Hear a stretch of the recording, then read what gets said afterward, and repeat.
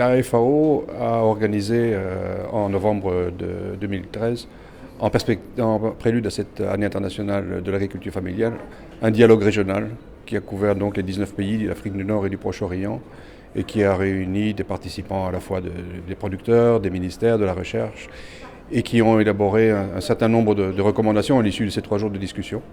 Et parmi les priorités qui manifestement ont été exprimées, on en a parlé aujourd'hui, la question du foncier, la question du morcellement des terres, avec des terres agricoles, des exploitations qui font en moyenne 2 hectares actuellement, est un sujet de préoccupation. Une des solutions, une des perspectives dans ce domaine, c'est le regroupement des agriculteurs, et notamment des organisations professionnelles agricoles, pour avoir un meilleur accès aux entrants, pour avoir un meilleur accès à la formation, au financement et aussi au marché.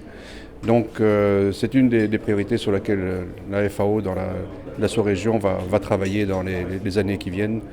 Et nous sommes en train d'élaborer une initiative régionale, comme on l'appelle, qui va à la fois regarder la typologie des différentes exploitations. On en a parlé aujourd'hui aussi. Il y a différents types d'exploitations familiales dans les différents pays du Maghreb.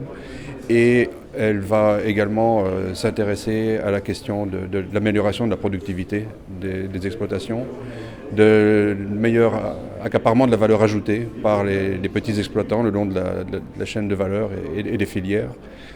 Et aussi une des grandes priorités sur lesquelles nous voulons travailler, qui est l'emploi des jeunes et des femmes. On sait qu'il y a une féminisation de plus en plus grande des exploitations familiales en raison de la migration des hommes à la recherche de travail ailleurs. Et ce n'est pas vraiment bien pris en compte dans les politiques publiques actuellement. Nous pensons qu'il y a un axe d'intervention là-dessus en matière de développement.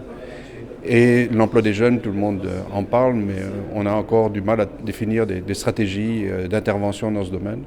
Donc que ce soit des jeunes diplômés dans le domaine de l'agriculture, qui sont au chômage bien souvent parce que les administrations ne peuvent pas les recruter, parce qu'il n'y a pas de vrai programme de partenariat privé-public dans tous les pays de la région, mais aussi dans d'autres possibilités d'emploi pour les non-diplômés qui sont très nombreux et dont on parle beaucoup moins actuellement.